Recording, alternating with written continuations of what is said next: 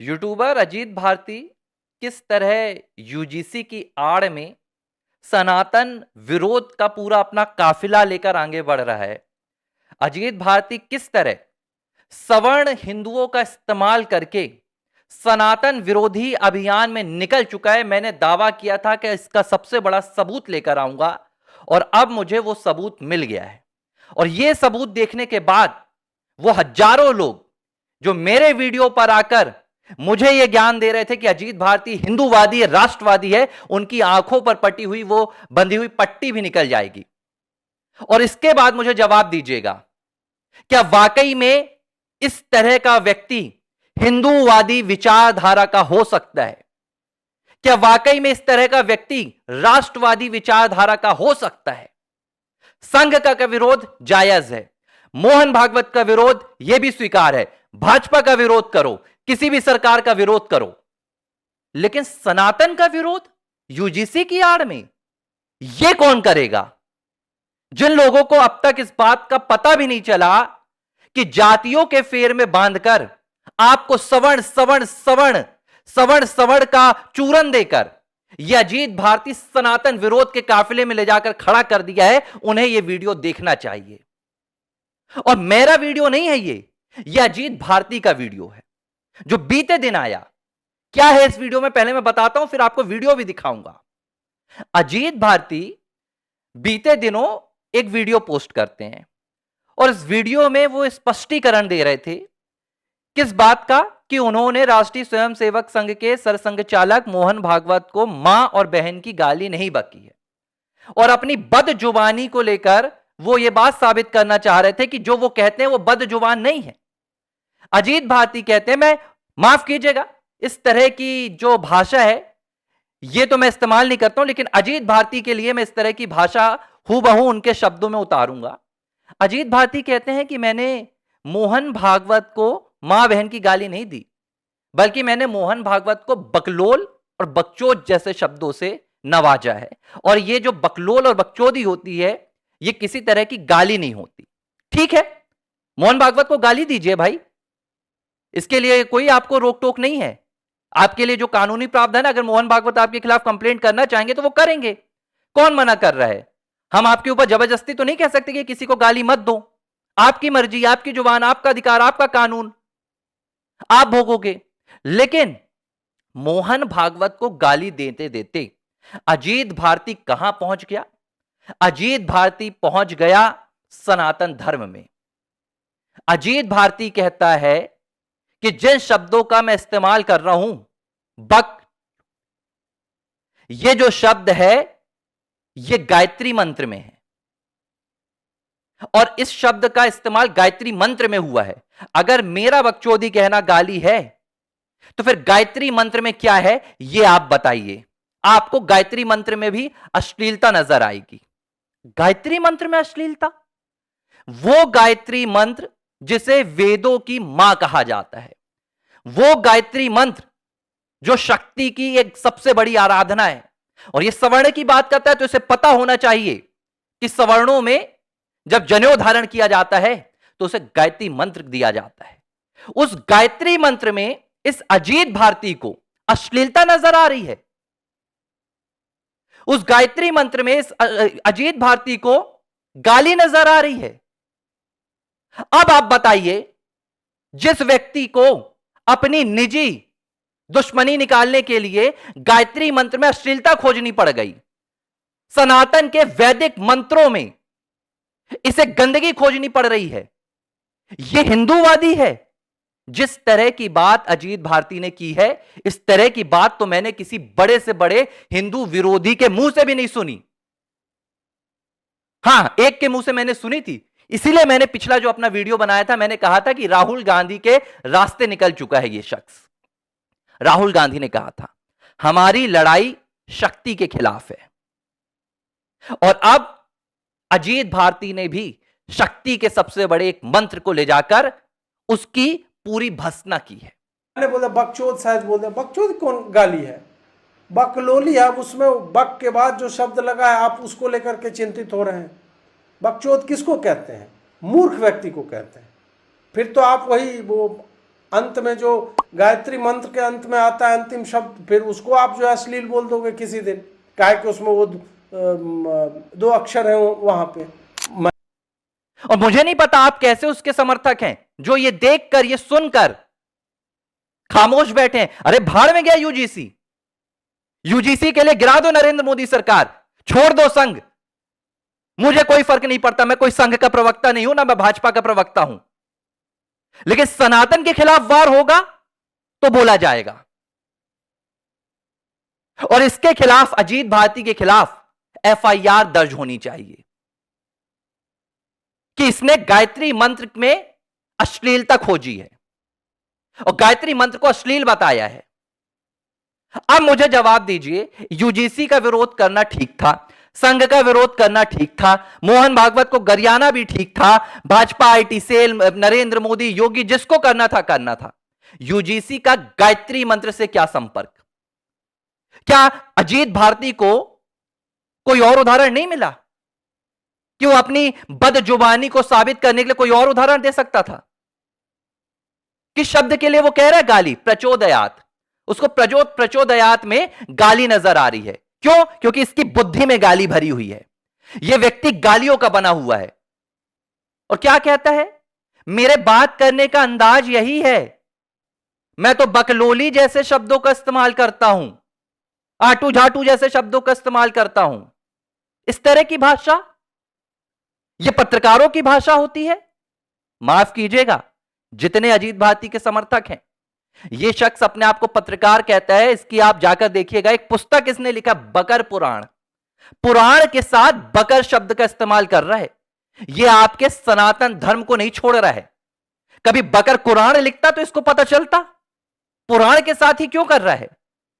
अरे गायत्री मंत्र में तुझे गाली नजर आ रही है, गायत्री मंत्र में तुझे ऐसे तुच्छ अश्लील शब्द नजर आ रहे हैं, कभी कुरान में भी खोज के दिखाता। यह क्या है? मुझे इसका जवाब दीजिएगा कि अजीत भारती की यह सोच किस बात का उदाहरण है?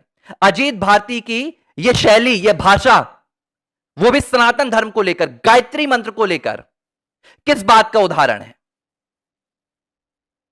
और यह जो भाषा होती है, पत्रकारिता की भाषा नहीं होती है।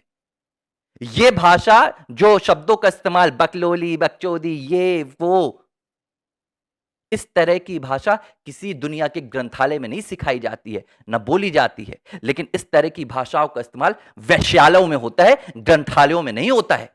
अजीत भारती कहां से सीख कर आए हैं, ये वो बताएं। ये तो रहा पहला सबूत। दूसरा, निशिकांत दुबे देवघर पहुंचते हैं। देवघर में वो भगवान भोलेनाथ की पूजा करने जाते हैं।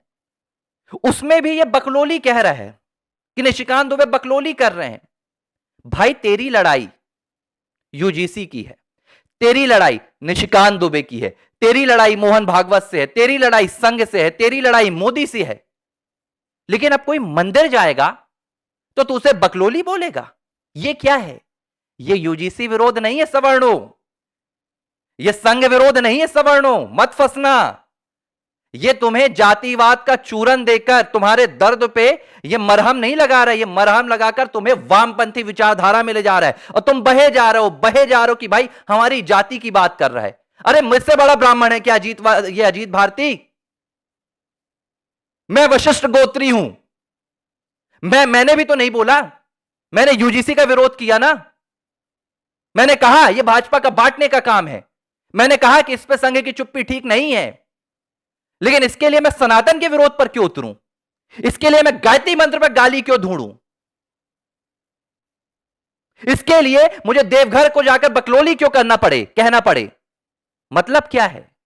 मतलब यह नैरेटिव सेट किया जा रहा है अजीत भारती के द्वारा। कैसा नैरेटिव?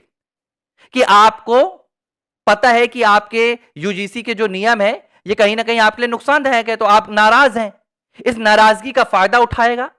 सरकार के खिलाफ बस ले जाने वाली बात होती तो मैं आपको जाने देता। मुझे भाजपा से कुछ नहीं मिलता, मुझे संघ से कुछ नहीं मिलता, मुझे कोई परवाह नहीं है। संघ अपनी रक्षा के लिए पर्याप्त है, भाजपा अपनी रक्षा के लिए पर्याप्त है। लेकिन सनातन के खिलाफ जाने की इसको क्या जरूरत पड़ रही है? और यह सबूत दे रहा हूं मैं, इस पर आकर कमेंट कीजिएगा कि गायत्री मंत्र के लिए इस तरह की निर्लज्ज भाषा का इस्तेमाल करना क्या सनातन के प्रति अपमान नहीं है? क्या हिंदुओं के खिलाफ नहीं है यह बात? अब दूसरी बात, एक और बात जो ये अजीत भारती ने की थी। अजीत भारती बोलते हैं कि आपके मोहन भागवत ने हमेशा, मोहन भागवत ये बकलोली करते हैं, कहते रहते हैं कि संघ को समझ पाना सबके बस की बात नहीं है। मैं आज तक संघ को नहीं समझ पाया। तो अजीत भारती कहते हैं कि जब आप संघ के सरसंघ चालक हैं और आप संघ को नहीं समझ पाए, तो क्यों ऐसा संगठन आपने बनाया और क्यों ऐसा संगठन आप चला रहे हैं? अजीत भारती, आप अहंकार, ये 7 लाख जो आपके फॉलोवर है ना, इनके अहंकार में डूब गए हैं। दुनिया का सबसे बड़ा संगठन चला रहे हैं इस वक्त मोहन भागवत, राष्ट्रीय स्वयंसेवक संघ का।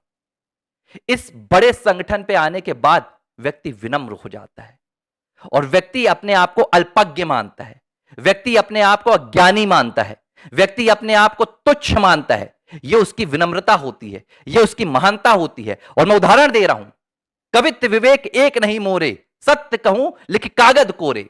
गोस्वामी तुलसीदास, जिन्होंने दुनिया का सबसे महान ग्रंथ लिखा, जिन्होंने दुनिया का सबसे पूजनीय ग्रंथ लिखा, श्री रामचरितमानस, श्री रामचरितमानस के रचयिता जब खुद कहते हैं कि कवित्व विवेक एक नहीं मोरे, सत्य कहूं लिख कागज कोरे, कि मुझे कविता लिखते नहीं आती, कैसे कविता करते हैं मुझे नहीं पता, और यह बात मैं शपथ पूर्वक कह रहा हूं कोरे कागज में लिखकर। तो कल क्या तुम ये गोस्वामी तुलसीदास जी को कहोगे कि जब कविता नहीं आती थी तो रामचरितमानस क्यों लिखी? जब तुम्हें खुद कुछ लिखते नहीं आता था तो इतना बड़ा ग्रंथ क्यों लिखा? यह विनम्रता होती है। सनातन यह विनम्रता सिखाता है, हिंदुत्व यह विनम्रता सिखाता है।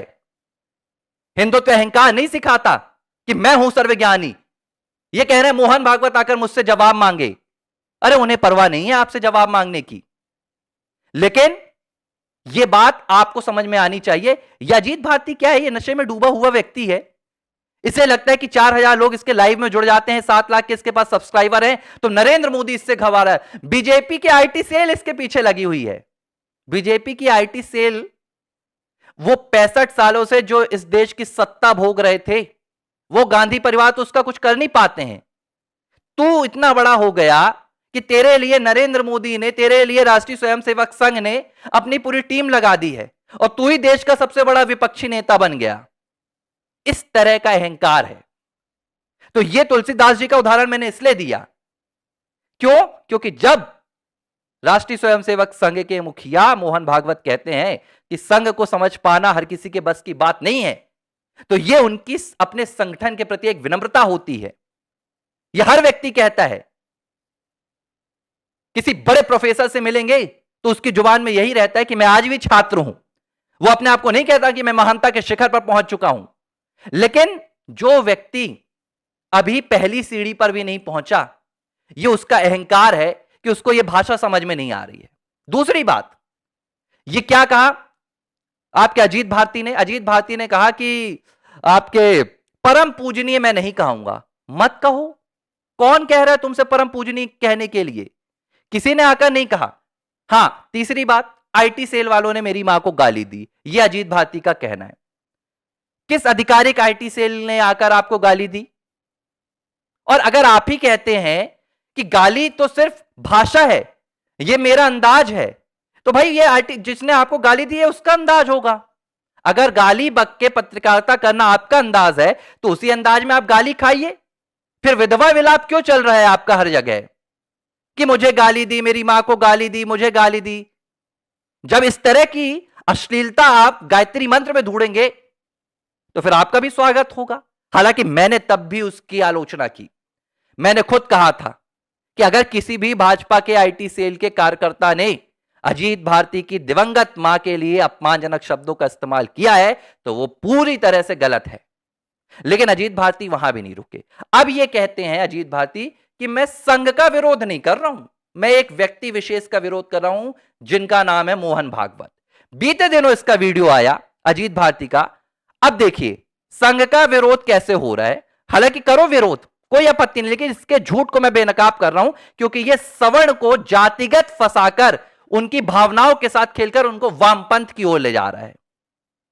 अजीत भारती ने एक वीडियो बनाया जिसमें अजीत भारती कहता है कि संघ को भेड़ चाल वाले लोग चाहिए, जो संघ में से भाई साहब जी भाई साहब जी भाई साहब करें और संघ से सवाल ना पूछें। अब ये मोहन भागवत को लेकर कह रहे हैं, संघ को कह रहे हैं। दूसरी बात, संघ में कोई सवाल पूछने के लिए मनाही नहीं है। संघ में ना एंट्री होती है, ना संघ में बैन होता है, ना संघ में एग्जिट होता है। संघ क्या है? संघ में कोई फॉर्म भरा जाता है क्या अजीत भारती कि आओ संघ में जुड़ने के लिए आपको एक बी फॉर्म भरना पड़ेगा, सी फॉर्म भरना पड़ेगा, आपको इतनी दक्षिणा देनी पड़ेगी? संघ में कोई नहीं जुड़ता। संघ एक विचारधारा है। कैसी विचारधारा? राष्ट्रवादी विचारधारा। कैसी विचारधारा? भारत की संस्कृति, भारत के मूल्यों के प्रति विचारधारा। और जो व्यक्ति इस विचारधारा पर चलता है वो संघ का हो जाता है, वो पूरी तरह से संघ का हो जाता है।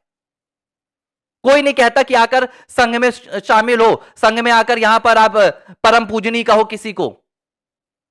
अगर आप देश के प्रति सोच रहे हैं तो ये संघ में शामिल होना है। आप मां भारती के प्रति सोच रहे हैं तो ये संघ में शामिल होना है। आप हिंदू समाज के प्रति सोच रहे हैं तो ये संघ में शामिल होना है। इस तरह अजीत भारती ने सवर्णों का इस्तेमाल किया है अपने फायदे के लिए और आपको हिंदुत्व के पद से निकालने के लिए। मैं आरोप नहीं लगा रहा हूं कौन कितने में बिका, कौन नहीं बिका, इसकी तो मुझे बात ही नहीं करनी है। लेकिन जो सामने सबूत हैं, इसे अगर आप झुटला सकते हैं तो झुटला दीजिए। दावा है मेरा कि गायत्री मंत्र के प्रति इस तरह की भाषा का इस्तेमाल करना क्या अजीत भारती का मोदी सरकार के प्रति विरोध है, आरएसएस के प्रति विरोध है, या सनातन के प्रति विरोध है? और मैं आप बताता हूं क्या इसने और अजीत भारती का क्या कहना है। ठीक है, चलिए। अब इन्होंने क्या किया, संघ को समझना सबके बस की बात नहीं है। ठीक है, गायत्री मंत्र में इनको गाली नजर आ गई है। अब इन्होंने कहा बीते दिन नरेंद्र मोदी की लोकप्रियता खत्म हो गई है और नरेंद्र मोदी को अब नंगाई जैसे शब्दों का इस्तेमाल करना पड़ रहा है ताकि वो चर्चा में बने रहे। नरेंद्र मोदी के लिए उनका आखिरी दिन था 14 जनवरी 2026 जब यूजीसी के नए नियम आए। नरेंद्र मोदी की लोकप्रियता खत्म हो गई है, आपकी लोकप्रियता बढ़ गई है। वो व्यक्ति जो पिछले 22 से 25 सालों से इस देश के शासन में सत्ता में बना हुआ है, जिसे तीसरी बार इस देश ने 150 करोड़ हिंदुओं ने 150 करोड़ हिंदू देश की आबादी ने प्रधानमंत्री बनाया है, उस नरेंद्र मोदी की लोकप्रियता खत्म हो गई। आपकी लोकप्रियता बढ़ गई है, आपको लोग वोट दे रहे हैं। अरे यूजीसी का विरोध करो, तुम मोदी का विरोध कर रहे हो तो यह बात तय है कि तुम एक पार्टी का विरोध कर रहे हो, तुम कोई एक नीति का विरोध नहीं कर रहे हो। हम भी तो यूजीसी का विरोध कर रहे हैं, मोदी का भी विरोध करो, इसमें भी मुझे कोई दो राय नहीं है। भरकर करो, जितना कर सकते हो करो, नैरेटिव तैयार करो कि मोदी जो है अब देश को गड्ढे में डुबो रहे हैं। ये कहते हैं। चलिए, इनका जो सबसे बड़ा सवाल है मैं उस पर आ जाता हूं कि राष्ट्रीय स्वयंसेवक संघ के मुखिया ने कहा कि हिंदुओं का ठेका संघ ने नहीं लिया है। यह बात पूरी तरह से असत्य है, इसका कोई सबूत अजीत भारती ने नहीं दिया। हां, नैरेटिव बना दिया। नैरेटिव बिल्डिंग अजीत भारती को आती है। अजीत भारती ने एक वीडियो भी पोस्ट किया है जिसमें इस बात का जिक्र हो रहा है। क्या कहते हैं मोहन भागवत? उसमें हालांकि यह कहीं जिक्र नहीं है कि कौन सा उनसे सवाल पूछा गया, लेकिन मोहन भागवत कहते हैं कि हिंदू समाज को अपना ठेका देने की आदत हो गई है। इस शब्द के जरिए वो कहते हैं कि आत्मनिर्भर बनो भाई, दूसरे पर डिपेंडेंट क्यों हो, अपनी लड़ाई है स्वयं से लड़ो। ये कहते हैं कि बंगाल में जो स्वयंसेवकों के साथ मौत हुई है उसके लिए आर्थिक सहायता देने के लिए क्या योजना तैयार की गई? ठीक है, आपका सवाल था, आपको जवाब मिल गया। भाई, संघ कोई फंडेड संस्था तो है नहीं, स्वयंसेवकों से चलने वाली संस्था है। संघ के स्वयंसेवक किसी होटल में खाना नहीं खाते, एक दूसरे के घर में खाना खाते हैं। कैसे सफर करते हैं, एक एक रुपए उनके पास नहीं रहते, फटे कुर्ते फटे बैग लेकर घूमते हैं। और आप कह रहे हैं कि भाई संघ ने आप मदद करने से मना कर दिया। सदानंद मास्टर कौन है? केरल में वामपंथियों के खिलाफ जिनकी मौतें हुई हैं, कौन है वो? संघ के स्वयंसेवक है ना। उन्होंने तो कभी नहीं कहा कि नहीं हमको आर्थिक सहायता दो। वो कोई संघ पर डिपेंडेंट नहीं है, वो विचारधारा पर चलते हैं, मां भारती के लिए स्वयं को बलिदान कर रहे हैं, किसी लालच में काम नहीं कर रहे हैं। रामकृष्णन वड, वो जो आपके केरल में पहली मौत हुई थी स्वयंसेवक की संघ की, उन्होंने आज तक नहीं कहा कि संघ ने मेरे लिए कुछ नहीं कहा, उनके परिवार ने नहीं कहा। लेकिन आपको बड़ी चिंता हो रही है, क्यों? 2021 का बयान आप बता रहे हैं, अब 2026 में आप इस बात को लेकर चिंता जाहिर कर रहे हैं। 5 साल आप कहां गायब थे? 5 साल आपने क्यों नहीं बोला? क्यों? क्योंकि 5 साल पहले इन्हीं राष्ट्रीय स्वयंसेवक संघ, भारतीय जनता पार्टी, राष्ट्रवादी विचारधारा के लोग से आपकी दुकान चल रही थी। अब आपकी दुकान नहीं चल पा रही है, तो आपको अब नए रास्ते मिल गए, तो अब आपको यह काम करना है। इसीलिए मैं कह रहा हूं कि मुझे बहुत फर्क नहीं पड़ता, ये अजीत भारती हो गए या दूसरे टाइप के यूट्यूबर्स हो गए हैं, इनका कोई कहीं प्रभाव नहीं होता है। लेकिन मुझे फर्क पड़ रहा है उन लोगों से, उन लाखों लोगों से जो अजीत भारती को कहीं ना कहीं सुनकर सोच रहे हैं कि ये राष्ट्रवादी है, ये सनातन प्रेमी है, और उन्हें अजीत भारती जातीय तौर पर सवर्ण सवर्ण की राजनीति करके क्या कर रहा है? उन्हें सनातन विरोध में ले जा रहा है। अरे यूजीसी का विरोध है, ठीक है, करो ना, ये सरकार है। मैं कह रहा हूं अगर सरकार वापस नहीं लेगी, गिरा दो सरकार। हिंदू इतना परिपक्व हो जाए कि वो बड़ी से बड़ी सरकार गिराने में सक्षम हो जाए, इससे बेहतर और क्या होगा?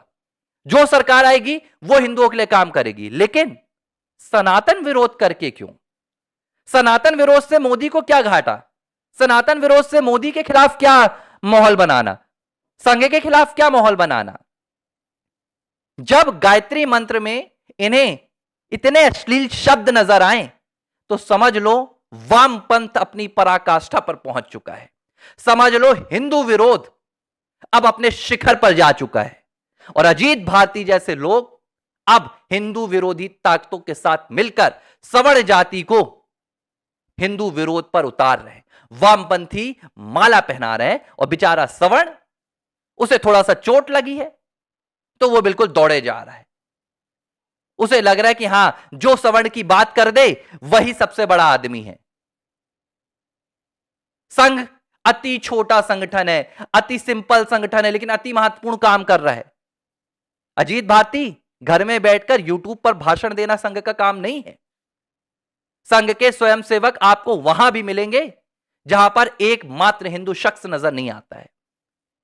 पूरे दक्षिण भारत में जाओ, पता चलेगा संघ कौन सा अति छोटा काम कर रहा है। लेकिन मैं इन तब बातों पर संघ की कोई यहां पर आपको बखान बताने के लिए नहीं बैठा हूं, मैं यहां पर संघ की महानता गिनाने के लिए नहीं बैठा हूं। लेकिन अगर कहीं हिंदू विरोध दिखेगा, कहीं सनातन विरोध दिखेगा, तो वो देश का प्रधानमंत्री हो, राष्ट्रपति हो, मुख्यमंत्री हो, या कोई अजीत भारती जैसे वैश्यालय की भाषा सीखकर आकर अपने आप को पत्रकार बताने वाले यूट्यूबर हों, उनको जवाब दिया जाएगा और डंके की चोट पर दिया जाएगा।